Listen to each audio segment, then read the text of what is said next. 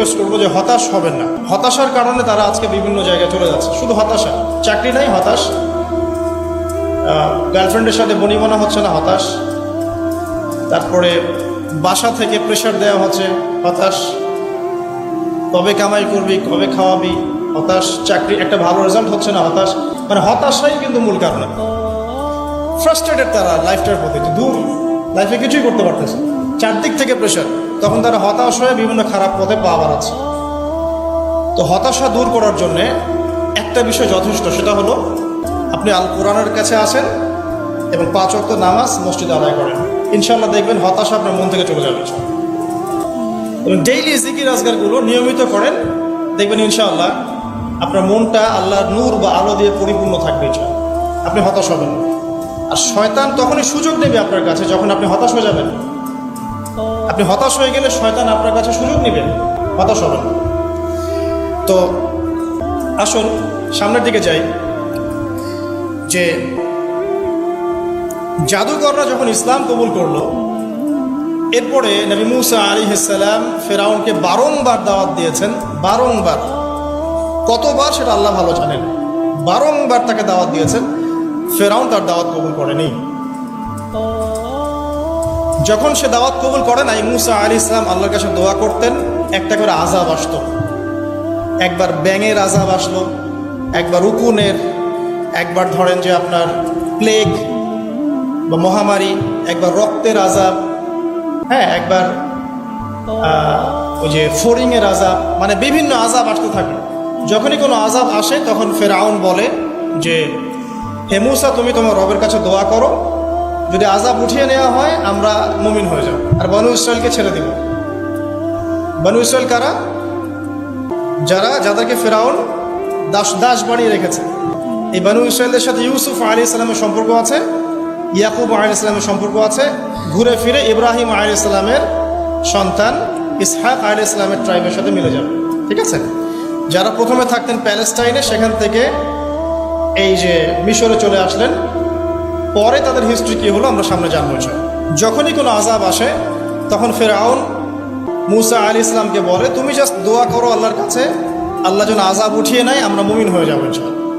কিন্তু যখনই মুসা আলাইহিস সালাম দোয়া করেন, আযাব উঠে যায়, ফেরাউন আবার সীমা লঙ্ঘন করা শুরু করে। এই সিলসিলা চলতে লাগলো, চলতে চলতে চলতে এমন এক পর্যায়ে আসলো যে ফেরাউন সিদ্ধান্ত নিল, ঠিক আছে, বনু ইসরায়েলকে আমরা সদল বলে শেষ করে ফেলব। কিভাবে? পরিকল্পনা করা হলো, ঠিক আছে, বনু ইসরায়েলকে আমরা ছেড়ে দেই, মুসা তাকে নিয়ে যাক, যখন তারা লোহিত সাগরে পৌঁছাবে আমরা পিছন দিক থেকে ধাওয়া করে ওদেরকে পিছিয়ে দেব। এই ঘটনা আপনারা সবাই জানেন, কিন্তু এরপরে যা হতে যাচ্ছে এটা সবাই হয়তো জানি না। এবার আসেন, মুসা আলাইহিস সালাম বনু ইসরায়েলকে নিয়ে যাচ্ছেন, সামনে লোহিত সাগর, পিছনে ফেরাউনের বাহিনী ধাওয়া করছে। উদ্দেশ্য মুসা এবং বনু ইসরায়েল সবাইকে একসাথে শেষ করে ফেলা।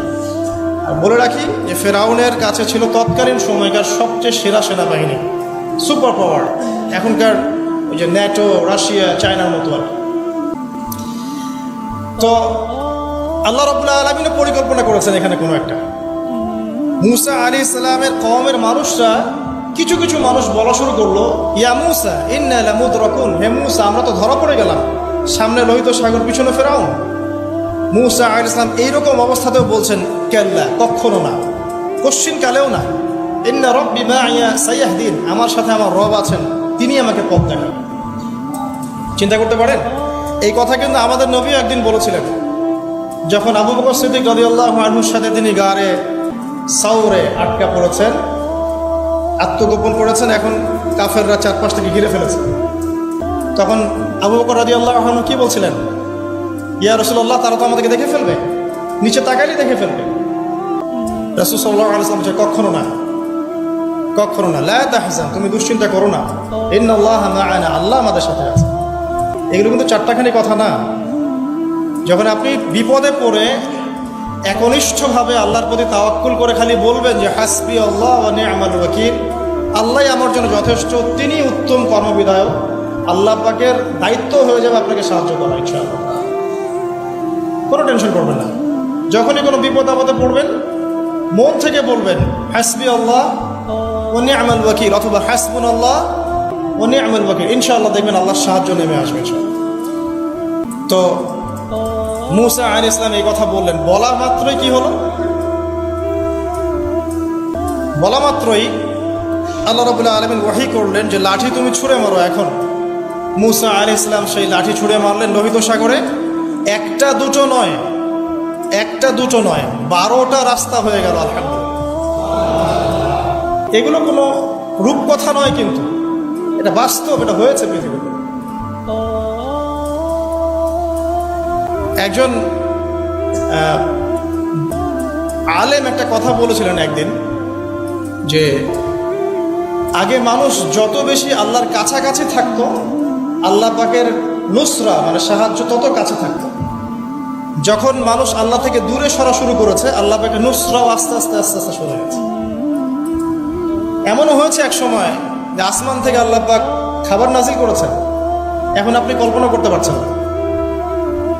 এমন হয়েছে এক সময় নেককার বান্দা হাত তুলে দোয়া করেছে, বৃষ্টি বর্ষণ শুরু হয়েছে।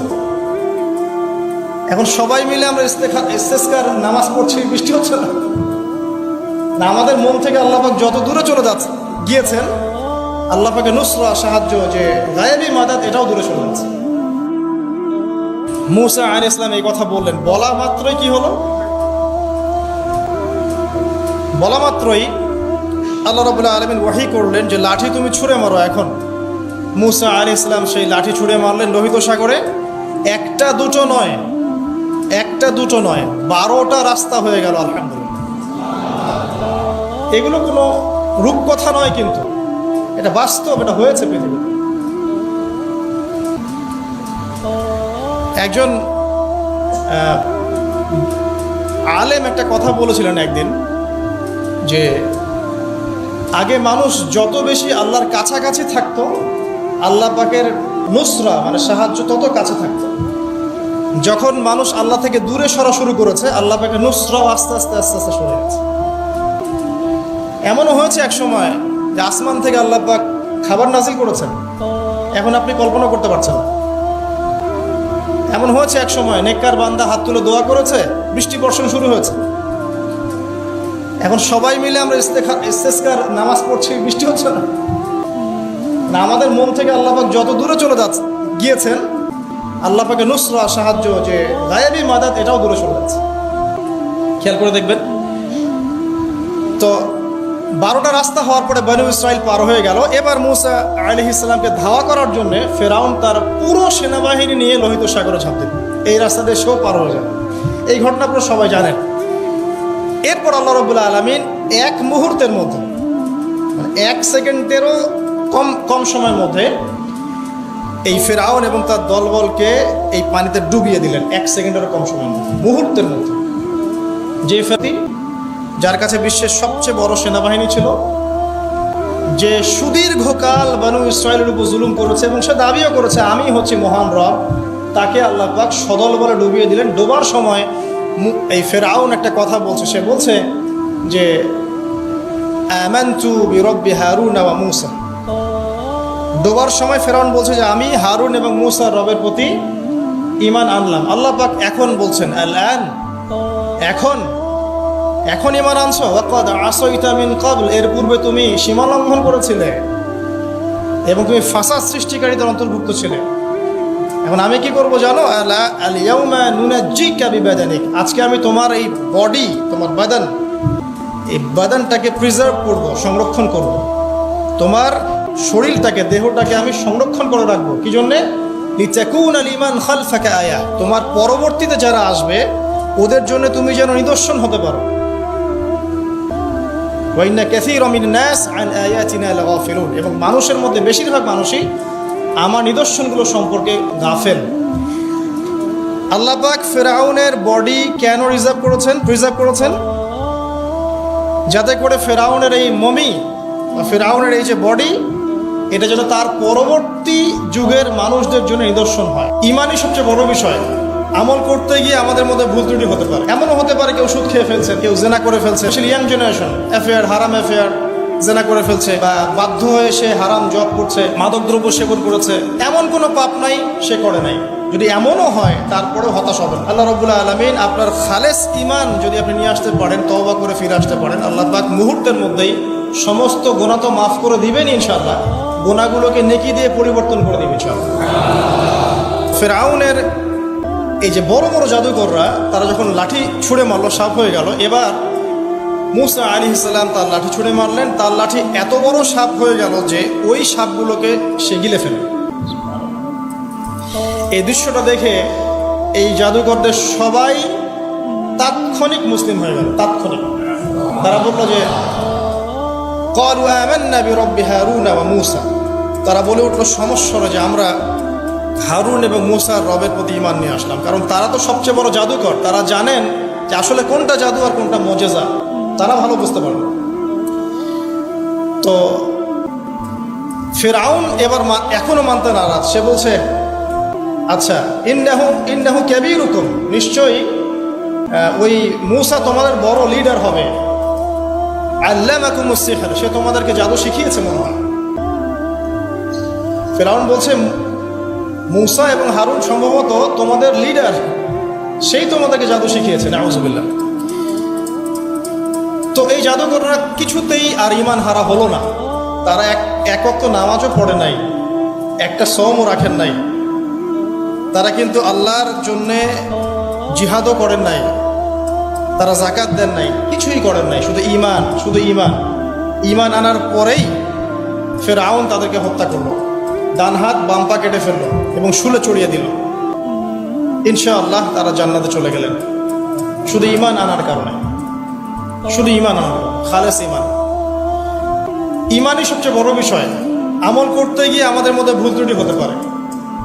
এমনও হতে পারে কেউ সুদ খেয়ে ফেলছেন, কেউ জেনা করে ফেলছেন, স্পেশালি ইয়াং জেনারেশন, অ্যাফেয়ার, হারাম অ্যাফেয়ার, জেনা করে ফেলছে, বা বাধ্য হয়ে সে হারাম জব করছে, ঠিক আছে, মাদক দ্রব্য সেবন করেছে।